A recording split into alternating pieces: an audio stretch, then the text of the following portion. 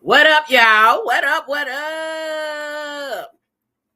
It's your girl, and from Frankie Beverly to Faith Evans, from Anita Baker to Andre Three Stacks, from Maxwell to Megan Thee Stallion, the music has always held the lessons.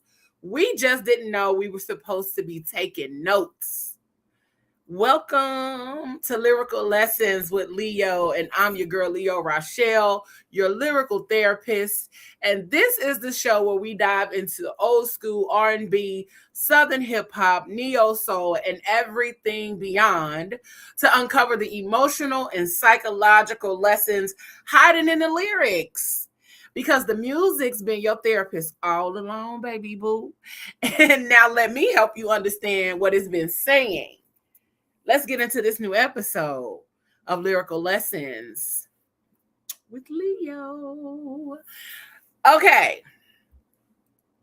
So, as I promised that we were going to come back this week with a part 2 to our 8-Ball MJG Space Age Pimpin dissection. Okay, we're going to do our breakdown. It was so much and so good that we had to do a part 2. And before we jump into the part 2, let's recap. We got to do a recap for those that didn't watch the first part, but we're going to do a recap of what made this song so amazing, so dope, and all of that good stuff that because people don't give this song as much credit as it deserves. Okay, so I got my notes. Y'all know when I'm over this way, I'm looking at my notes because I be taking down all kind of notes about everything that I find in all of these songs. But for the recap, let me give you why this song is so amazing and why it's super, super dope. But first of all, okay, when you first listen to Space Age Pimpin', what you first hear, or what you might first conclude about this song, is that it's just player music, it's luxury talk, all of the pimp talk, and that it's about sex, confidence, pimp culture, and Southern rap bravado. We know about all of that, right? We know when we first heard Space Age Pimpin', it was like, okay, this player shit, this, whatever. But once we really tap in and listen to what the lyrics is telling us, we realize that this song is about quite a few things, very in-depth, very detailed. So, one, this song is about emotional testing because baby girl said, "Would you kill for me?" Yeah, if my life's in danger. 2, would you steal for me? Yeah, if that shit belongs to you. This song is also about vulnerability, being vulnerable, talking to your person, understanding them, and so that they can fully understand you in the way that you need to be understood. Fear of commitment, the desire for honesty, because as we listen to the song, we understand that this man is talking about, hey, I need to know if you're going to be true. I need to know if I could trust you. I need to know who you are and who you're going to be to me. So that's just not, something to glaze over. But it also talked about emotional curiosity and coded love language. So in part 1, we talked about how this song was secretly a love song. And I know y'all were probably like, how was this a love song, Leo? Tell me how. 1, this song was not like the mushy gushy, R&B, soul, neo soul kind of love song that we're used to. So we might not have looked at it as a love song based on the type of genre that it's in, but also based on the music itself. So this song was not just a love song. It wasn't a healed song. It wasn't about mature love. Because that's what a lot of times we look for when we listen to a love song. We're thinking that it is about mature love. We think it's about, that Peebo Bryson, Patti LaBelle, Anita Baker kind of love that we are expecting.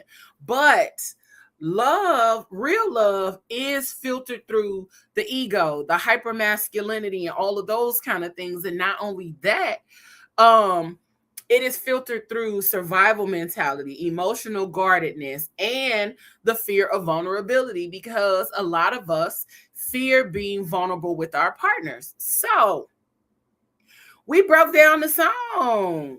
We broke down how this song repeatedly returns to themes like communication, exclusivity, and that's probably something you wouldn't have thought about because the title is Space Age Pimpin. But it also talks about trust, loyalty, emotional consistency, and wanting a genuine connection. One of my favorite lines that we broke down was, ask me time and time again, why did I choose you? Do I want to be your man or just misuse you? Listen, them some thoughts. Those are some thoughts. That's a real thought. And it was my favorite simply because how often do people say that those are the thoughts that they may have when they're encountering somebody? It is a good versus evil, up versus down kind of thing. Do I want to be your man, or do I just want to use you as a plaything, as a play toy type of situation? But also outside of that, he talked about communication. He said, keeping it real, let me know how you feel when we communicate. This man wants to know your emotional processes, your thoughts, how you feel about what's being said in the process of you all having a conversation and talking and communing with one another. So that revealed like the depth of all of it. That revealed that a lot of times men do all of this slick talking when it's not even really what they want. They want you to try to read between the lines of the slick talking instead of just being upfront and straight up and honest and vulnerable with you. They try to do all of this slick talking. So, and a lot of times it's really them just craving emotional honesty and transparency. So we unpacked a lot, okay? A whole lot. So we unpacked emotional avoidance, passive ass communication,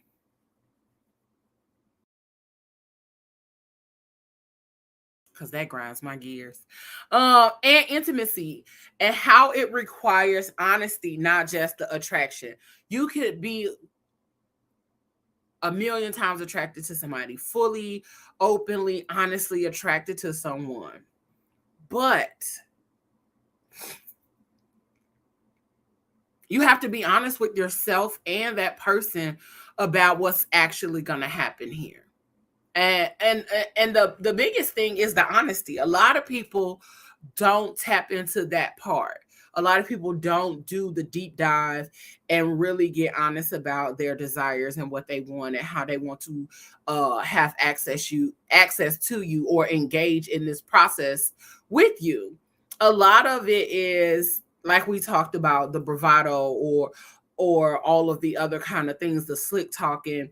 And a lot of people are just blatant fucking liars. And so that's another part of it, is that we have to figure out, are people just lying? Are people telling the truth? Are people wanting to use us? Do they want to actually be engaged or involved on a serious level with us? But also, we have to use our discernment, pay attention, open your eyes, look at what's happening in these conversations, but also look at what's not happening when you're not having conversations. So there's that. So again, going back to the line, do I want to be your man or just misuse you? That was, to me, one of the most self-aware lyrics in the song. outside of him doing all of the boundary setting and having all of these conversations, that man was really self-aware enough to try to figure out what he wanted from this woman, what he wanted her to be, who he wanted her to be to him, not just who he wanted to be to her or what he wanted them to do, but also who he wanted her to be to him, because that's part of the decision too. So sometimes people just want emotional access to somebody before they're emotionally healthy enough to love them correctly, and we've seen that time and time and time and time again. That shit is boring. And it's what's the word I'm looking for? It's manipulative, because you want access to someone and yet you aren't ready to fully love them in the way that they deserve to be loved or want to be loved.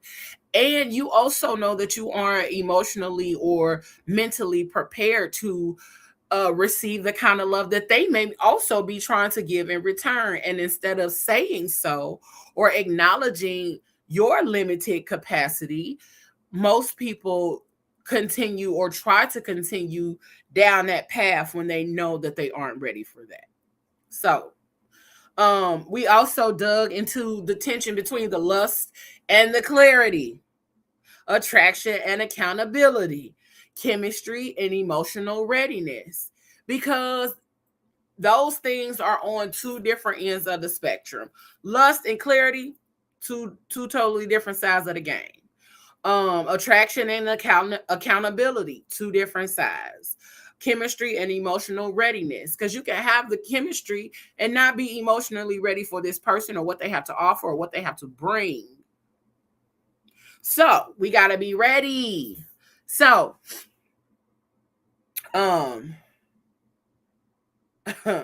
one of the other lyrics, well, in the song, he talks about your mouth is saying no, but your body's saying stick me, lick me. Don't be afraid of what your friends say.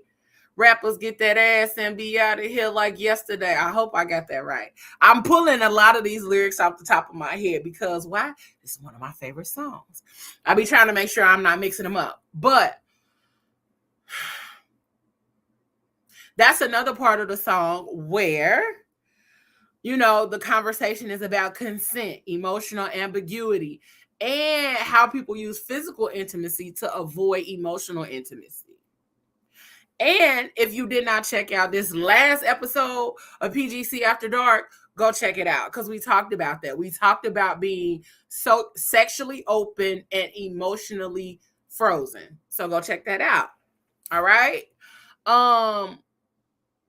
So all of that good stuff. And then the deepest and realest, most boundary setting, accountability given section of the song was when he set the boundaries. She said, would you kill for me? Yeah, if my life's in danger too, would you steal for me? Yeah, if that shit belongs to you. Even feel for me. Yeah, if the way you act is true. Because he not finna do none of that if you're not acting true. If you're not showing up and being who you said you was gonna be, baby girl, you might as well pack that shit up and keep it rolling. So instead of glorifying the toxic loyalty, because that's what that is, you want somebody to be loyal to you regardless. So not you just, the young lady really just wanted him to be out here doing shit for the sake of doing shit, and not because it was actually something that belonged to her or a situation occurred where there was something where their life was in danger. And she was also asking him to be emotionally open when she may not have been ready to do that as well herself. So that's toxic loyalty. So we discovered something more in that line, that the song is really about, that the song is constantly negotiating between loyalty and toxicity. It is constantly negotiating integrity, trust, ethics, and emotional investment, and where the love can exist without manipulation. Because if we think about it, there was a lot of manipulation taking place in the song too. The young lady, again, in that one line, in that set of lyrics, she said, "Would you steal for me? Would you kill for me? Even feel for me?" This man was like, "Hold on, hold on, hold on." She was really trying to manipulate him into doing things that she felt or felt that was necessary in order for her to be able to know that he loved her. And if we pay attention to some of the biggest relationships that we see on display most of the time, or even some of the relationships in our current lives, in our friendships or friend groups and all of that, we recognize that a lot of people navigate their situations through manipulation. It is hardly ever where we see true love existing in a healthy and true manner without the manipulation that is taking place on the forefront. Okay. We don't always get to see the depths of people's relationships, but what we have seen on the forefront of most of those things is that manipulation played a part in some shape, form, or fashion. And then one of the biggest takeaways from part one was a lot of emotionally guarded people express love indirectly. They may not say, "I want this from you, I need this from you," or they don't necessarily show you in a way that lets you know that that's what they're showing you. And so the one of the other takeaways is that men raised in environments where vulnerability wasn't safe, they find different ways and tactics to show you that they love you, and that that's how they express their love to you indirectly. They're going to show you, but they may not show you in a way that you're able to fully understand it or read it off top. Okay. So instead of them saying, "I need reassurance, I need reassurance in knowing that you're going to be here, you're going to be present," and all of that, they ask, "Can I trust you?" And instead of them saying, "I'm scared of getting hurt," they test loyalty. You know what I'm saying? They test the loyalty of that person. Instead of saying, "I want emotional intimacy," they hide it within their sexual prowess, their bravado, flexing, emotional performance, doing all of this, doing all of that kind of stuff, when they could simply just say, "Hey, I don't want to be hurt. I don't want to do this. I don't want to do that." But that's what makes Space Age Pimpin' like such a fascinating song. Like, psychologically, I like to think this is one of the best songs that I'm probably gonna do as far as the breakdown. Now, there are some great songs out there. We're going to break them down. We're going to talk about them and all of that. They have a lot of layers, just like Space Age Pimpin'.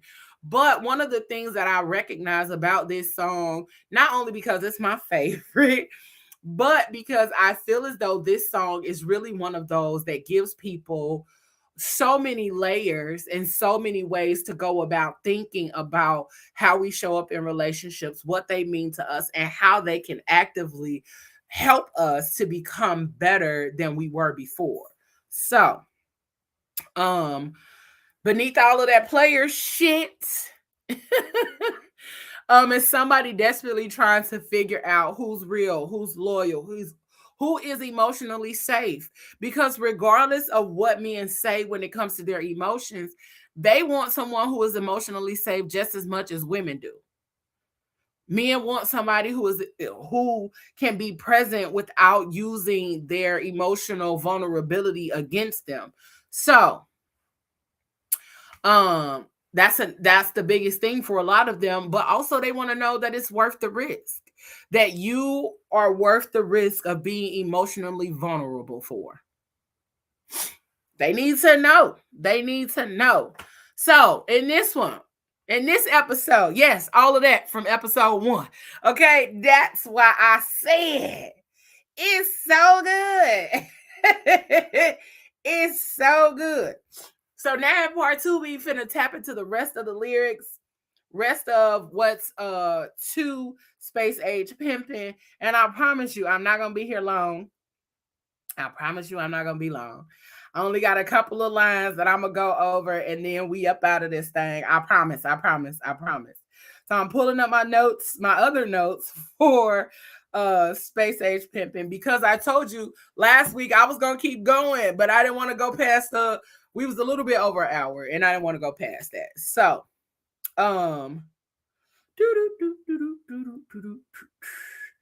let's find, where did I end up at? I know we talked about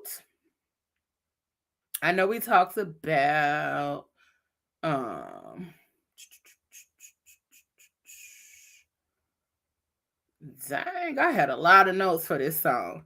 Okay, so we ended on the just me and you part, where, you know, we talked about him focusing in on the intimacy of the relationship, zoning in and talking about exclusivity, talking about them being on the same accord, them being on the same page, them just vibing and being together, just them two, not anybody else. And that was the part where we recognized that this song was no longer about pimp shit. This song was about somebody I want to be able to call my own and be able to do these things with. And it's just me and you, baby. It's just me and you. That's it.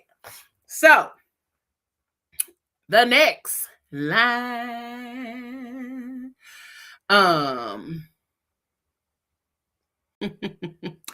next one, ride till we get to where you want to be, no matter how far. Just call me ball, baby. To me, you're the superstar. All right, so y'all like how I know these lyrics, don't it? Y'all love it. So this line is really about, it's not even about like a literal ride. This is about like togetherness, the connection, all of that kind of stuff. He's talking about like the willingness to be present, the effort, all of those kind of things. So if we look at the lyrics, it say ride till we get to where you want to be, no matter how far. Okay, so staying present for the journey, for the trip, for the ride. You gonna go along with me for the ride or not? So this particular set of lyrics really is one of those that you like, okay, you do have to kind of look at it and say, which one is he talking about? Is he talking about a literal ride, or is he talking about something other than a literal ride? And as we can see, he's talking about something other than a literal ride. He's not talking about getting in the car and going somewhere. He's talking about, are you gonna go with me along the journey? And that's the part of the song that gives more partnership energy, just like saying that me and you, just me and you. When they keep saying that, that's about being exclusive, being together, and all of that kind of stuff. So in this part, he is literally saying, I want you to be able to go with me. I'll take you where you want to go. It don't matter. We gonna stay in motion. I'm gonna stay in motion if you stay in motion. We gonna stay in motion together. We gonna get to where we need to go. We gonna be able to do whatever we need to do. And that's why I even said the other part, call me ball, baby. To me, you're the superstar. He's literally saying like, hey, it's just me. I'm me and you the star. You're the one that gets to choose how far we get to go. You're the one that gets to choose how long this journey is going to go and how long we're going to go for this ride. Okay? So, that again is not lust. We looked at this song when we were younger and really thought it was about pimping. It's not. This song is about attachment. It's about investment. It's about support. And it matters because healthy love is not just about who wants you when things are fun, when things are good, when things are happy, all of that. This song is about like, let's ride out. Whether it's good, bad, or indifferent, let's ride out. And if you can ride with me, then let's do it. Let's go. So they're talking about a healthy love, a beautiful love, where one is willing to travel the distance. Even when the shit is not right away, when you don't get to necessarily see how far you're going to go, or you don't get to see where the destination is, that you're willing to go along the ride for the joy of it, for the beauty of it, for the just for the plot. Let's do this shit for the plot, baby. I'm trying to do some shit for the plot for the summer, side note. But anywho, the mental theme for this part of our song, y'all ever did something for the plot? So this part is talking about the mental theme is partnership versus transactional connections. There are so many transactional connections that happen on a consistent, regular basis these days that we do have to pay attention.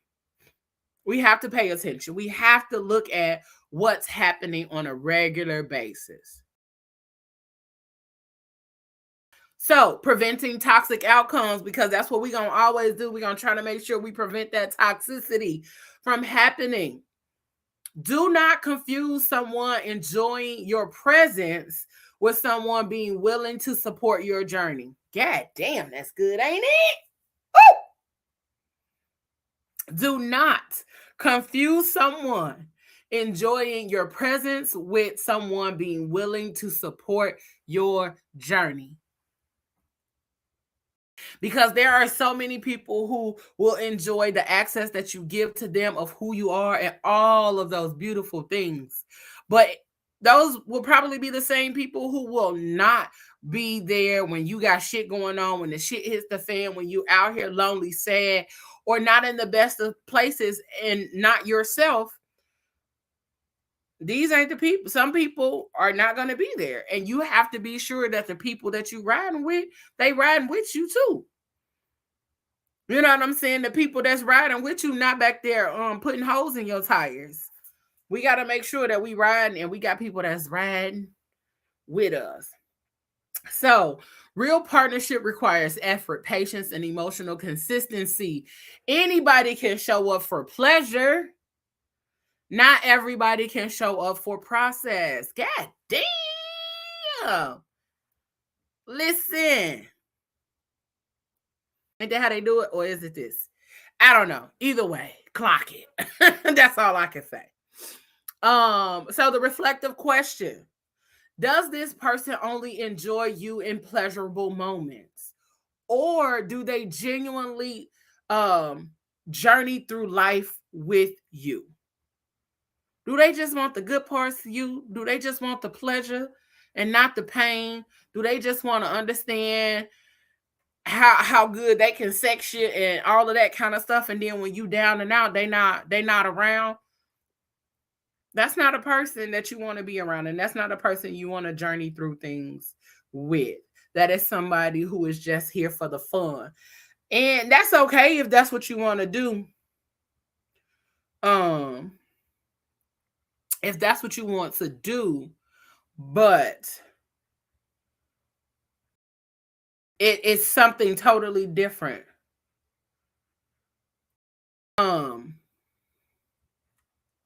So the next lyric: tell me things about you and I'll tell you things about me. This is where they start getting into the communication of things. Let's talk. Let's learn. I want to learn about you. Tell me things about you that I do not know. Tell me things about you that is important. Tell me what I need to know about you that's going to help me get closer to you. Okay? Because now we're not just talking about sex, we are talking about the connection. We talking about status. We talking about emotional exchange. Okay. And some people don't even do that these days. They want to get straight to the hunching and then going on about their business. But that emotional exchange is the benefit. Yeah, you can hunch on somebody. But when you have that emotional and verbal exchange, now you got a whole deeper level that's going to assist you with being able to make that physical even more explosive and even more uh, intense and exciting, and it's going to be pleasurable that way.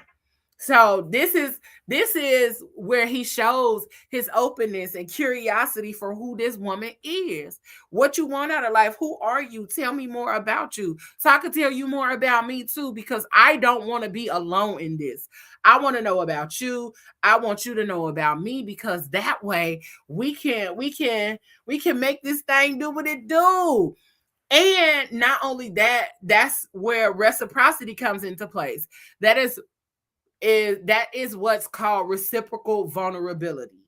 Not only am I being vulnerable, but you're being vulnerable too. And it doesn't vulnerability does not necessarily mean telling the depths of your soul. Vulnerability could be just letting someone in. Vulnerability could be just giving someone the access to be able to have these conversations or say the things in this way. Tell me things about you and I'll tell you things about me. So that's where intimacy itself begins, and being vulnerable enough to open up and start the conversation, start the ball to rolling in that way. Because if you're not getting the ball rolling, then what are we even doing? We're not gonna get the ball rolling just by sitting here looking at each other. So we might as well have some conversation and tap in, especially if someone is guarded. They are not gonna give you the keys to the kingdom just because you're interested. So what? But what are you going to do to help me to understand even further what you're interested in and all of those kind of things? This man is literally saying, let me learn you and I will let you learn me. Do you know how valuable that kind of thing is? And I'm going to say not just from a man, but a black man. Vulnerability a lot of times is something that is so hard for black men to tap into and to move into, that because this is what he's doing, is giving her the opportunity to fully understand this man wants to let his guard down. He wants to be open. He wants to be seen. He wants to be heard and understood. But I also want to know that you're going to be vulnerable enough to meet me halfway or to do the same thing that I'm doing. That's what he's saying.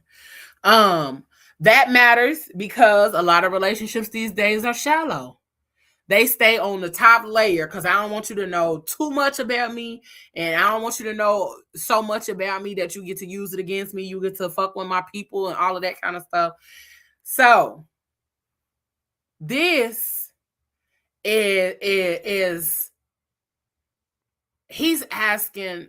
This is what I feel. This is what I feel. I feel as though he is asking her to tell me about your fears, your dreams, your wounds, your emotional needs, and your physical needs, your mental needs. Help me to understand you so that we can be in this thing in a partnership, not just somebody I'm trying to fuck on. Even though we gonna fuck, I just don't want to only fuck on you. I want to fuck on you and know you and help you grow and build you and build with you. And so you can help me do the same. I think that's what this is talking about. So this is pushing past just the surface level stuff. This is pushing past surface level. This is pushing to the point where this is real life intimacy at play. This is real intimacy happening. This is the real intimacy coming in and saying, hey, this is what I want. This is what I need. This is how I want to show up. And this is how I want you to show up for me as well. So the mental theme is emotional curiosity versus surface level connection and preventing toxic outcomes. Do not let chemistry replace curiosity. Keep learning. how someone thinks, what shaped them, what they fear, what they need, what makes them feel safe. Those are the makings of real intimacy. That is the makings of deeper connection, not just surface level. And then relationships become shallow when people stop being curious. I always say, if you're not curious about me, you don't like me. You don't like me if you don't ask questions. You don't like me if you don't tap into my thoughts and goals and dreams and all of those kind of things, because I am going to do that with you. But if you don't do it with me, that shows that you're not curious, that you're not fully interested, and you're not even really willing to be invested in me as a person. So, the reflective question: Does your relationships do your relationships create space for emotional discovery or just physical access? Are we discovering each other in a way that helps us to expand how we show up, how we feel, what we think? Or is it just we're just present to get our hunch on and going on about our business? Which one is it? Are we creating relationships that give us both? Are we creating relationships that give us room to be healthy in our mindset, healthy in how we show up, how we let down our guards? Are they allowing us to be fully safe, heard, understood, and all of those kind of things? Because if not, then it's just a physical connection or a physical transaction. And again, going back to things being transactional, it's a crazy space to be in when that's the only thing that you're getting from that person is the transactional kind of things. And transactional can't just be physical. That's it. So I told y'all this song was so good and deep. I love it. Okay. Next lyric. Because this is one of those lyrics where it's juicy, and then it's like, oh, this nice. Ain't no roaches in here or nothing. Okay. The mood is perfected by the sounds from the storm. That man over there in it. He in it. He listening to the storm. Y'all got this mood going. This intimacy. These grown-ass men was talking about intimacy, and they tried to layer it in with a little pimp talk. They talking about the setting. It's a storm outside happening, but the mood just got even more better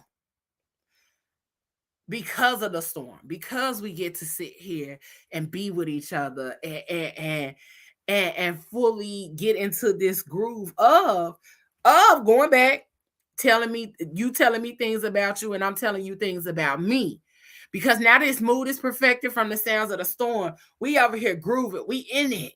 We loving on this conversation. We loving on each other. The environment matters. The mood matters. Everything that's happening matters in how we're showing up in this space. How this conversation is going to take place.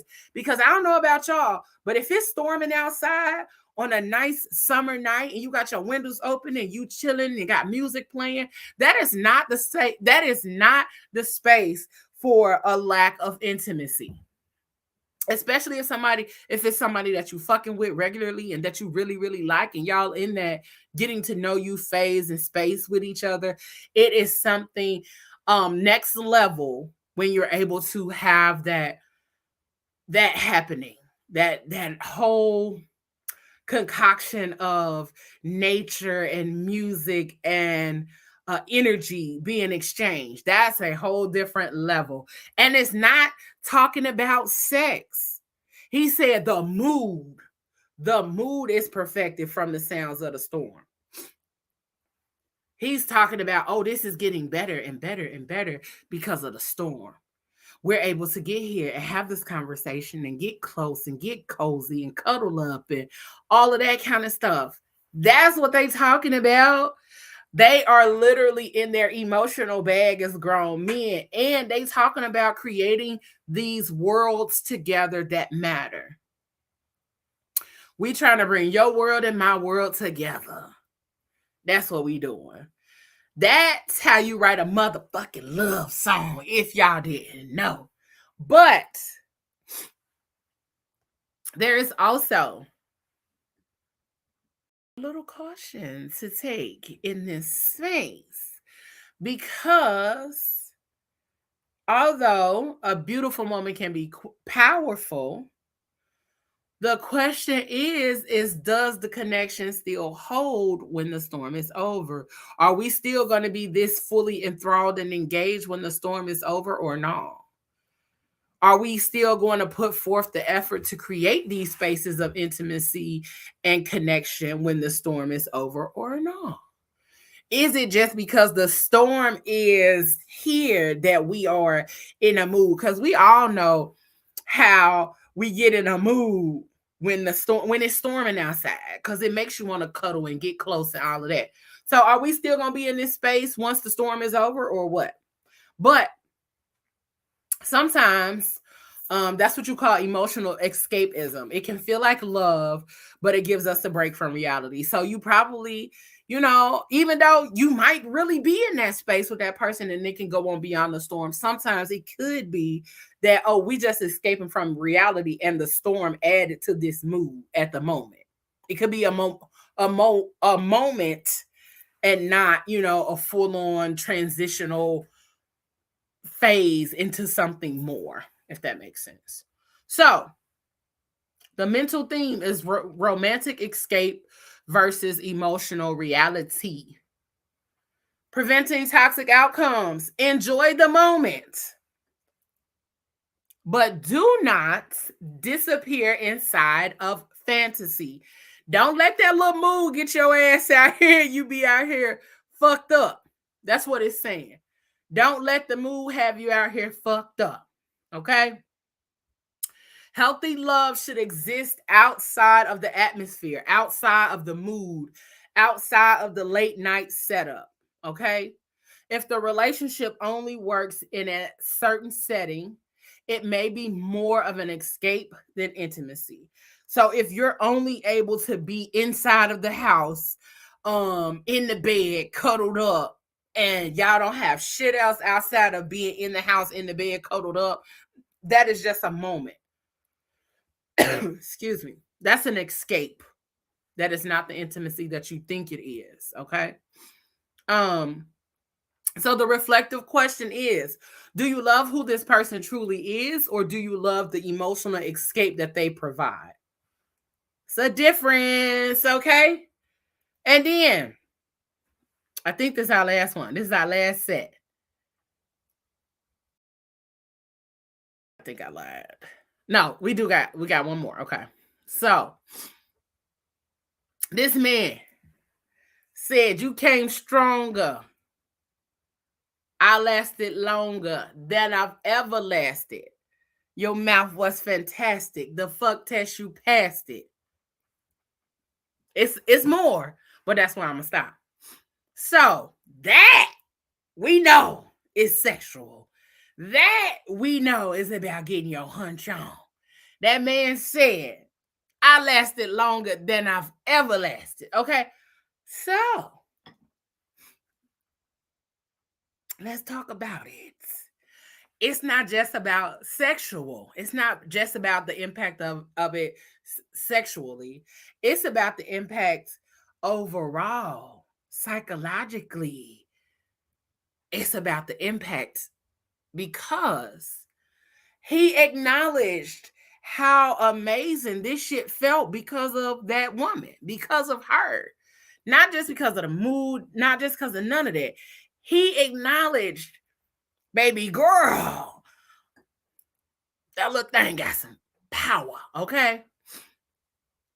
So the connection, the intimacy, everything that they were building and that they talked about throughout this whole song literally shifted something within him as a man.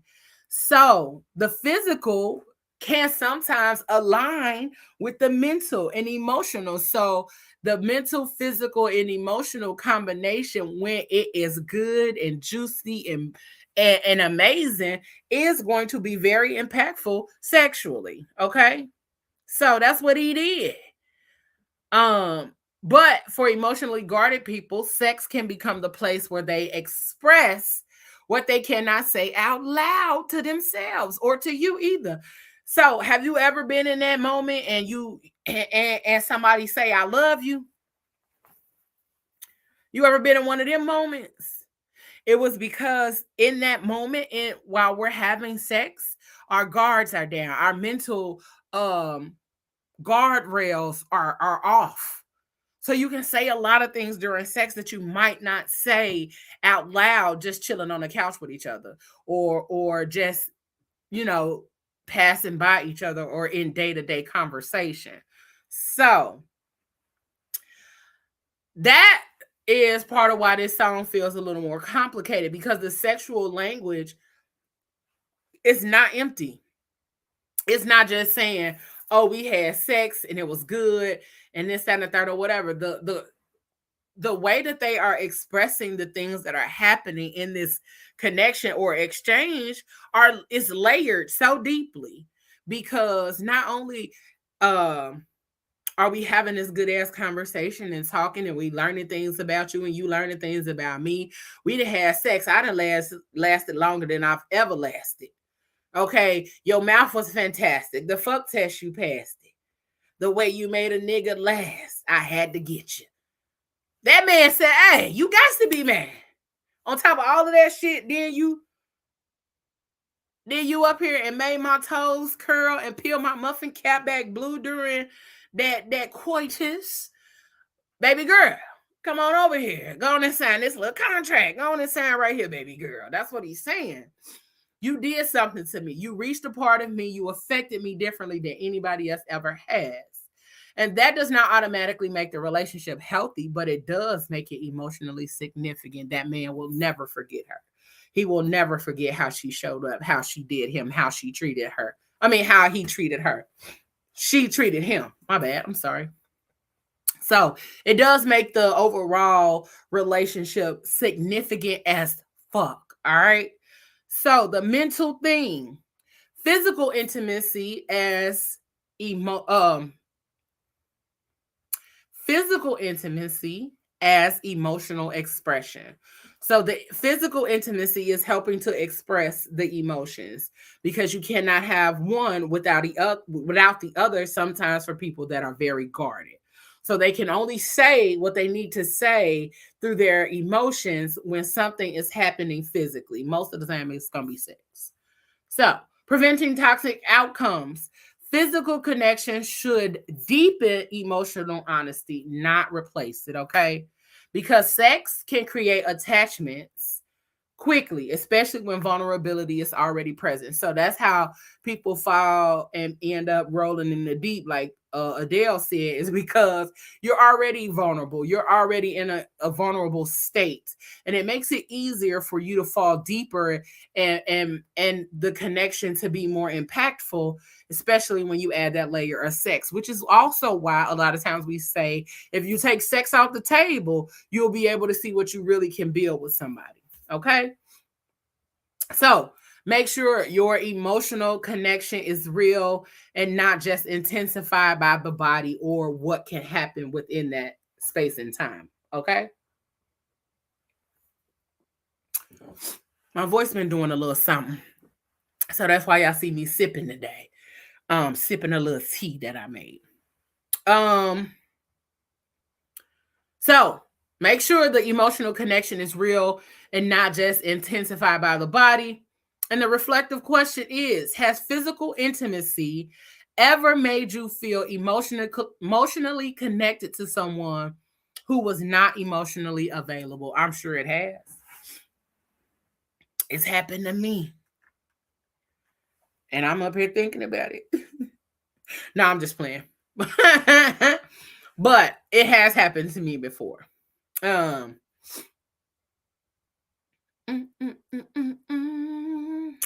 So, listen. Space Age Pimpin is that motherfucking GOAT. I don't care what y'all tell me. I don't care what other songs y'all bring to me. And And you can challenge me. Feel free to challenge me to deep dive into some of these other songs that would be just as layered and as deep and as psychologically expressive as Space Age Pimpin. This is a complicated love song disguised as player music, pimp anthems, that kind of thing. But underneath all of that, this song is asking, can I trust you? Can we communicate?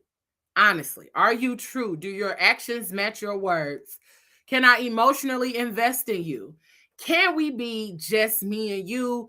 Can love exist with boundaries and integrity? Because remember, she was asking them to steal and kill and all of that kind of stuff, and even fall in love without the rest of the stuff, without the rest of the integrity being present. So this whole song is layered with love language. It is just armored love language. So it's layered and it's guarded, but it's still love language nonetheless. So that's why this song hits different. And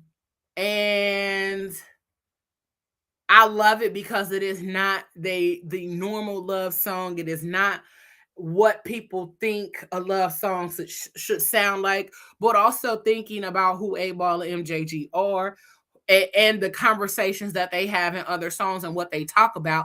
Most people overlook this possibly being a love song at all.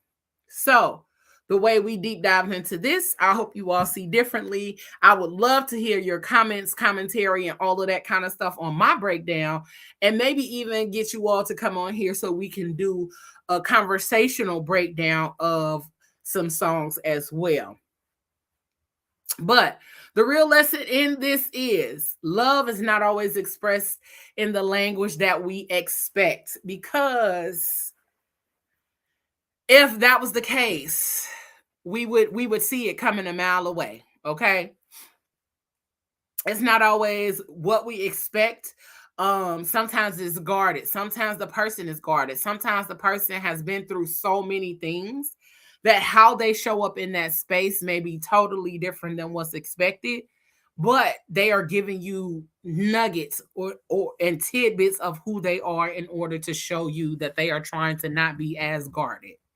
Okay, so sometimes love sounds cocky because the person does not know how to be vulnerable. It doesn't mean that they don't want to be, it just means that they don't know how to be. And then sometimes it's sexual because that is the safest way they know how to express their closeness. But it still requires, love still requires accountability, because chemistry without clarity is confusion. Chemistry without clarity is confusion. And I need y'all to remember that. Chemistry without clarity is confusion. Yeah. Take that however you need to take it, okay? And loyalty without boundaries becomes enabling. Desire without emotional readiness becomes misuse. And then intimacy without honesty becomes damage. So ask yourself this. Are you loving people clearly, or are you hiding behind performance? Are you hiding behind performance, pride, and emotional ambiguity? Because real connection starts where you take off the mask, where the mask ends. Okay. So this is my reflection for you as we end this episode of Lyrical Lessons with Leo. Ask yourself this after listening to this episode and the previous one: where in my relationships have I confused intimacy with intensity, or intensity with intimacy? Where have I accepted coded affection instead of clear emotional honesty? Do I allow people to love me and have truths because I understand where their guardedness comes from? And most importantly, am I building relationships where love, boundaries, honesty, and integrity can all exist at the same time? Because if you're not, baby, it's somewhere in there going to end up being a little toxic. And what we be doing? Trying to prevent toxic outcomes. So ask yourself those questions, especially that last one. Am I building relationships where love, boundaries, honesty, and integrity can all exist at the same damn time.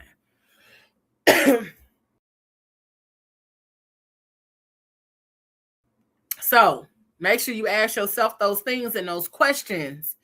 And then come back and let me know what you think, what you feel, and if any of those questions resonated with you in such a way that you really have to reevaluate how you show up in your relationships, or what's been happening in those connections and in those relationships across the board. That way you can truly say, this wasn't for me, this is for me, or whatever the case may be, that you're able to truly show up in your relationships and have healthier relationships across the board. These questions weren't just for you, they were for me too, to help me to know if I'm showing up in my relationships the best way that I can, the best way that I know how, and so that I'm receiving or have reciprocal energy going out and the same kind of energy coming in. Don't be out here pouring from an empty cup just for the sake of pouring from an empty cup. Take it from 8Ball MJG, okay? That we got to have some reciprocity happen, okay? So I hope you enjoyed this episode of Lyrical Lessons with Leo. Check us out on Facebook, YouTube, Instagram, The Fat Girl Chronicles, PGC After Dark, Lyrical Lessons with Leo. We got our new show, PGC Plugged In, that just popped out, and the first episode came out last week on Thursday. And our special guest was Brianna Warner. So make sure y'all tap into that. We talk about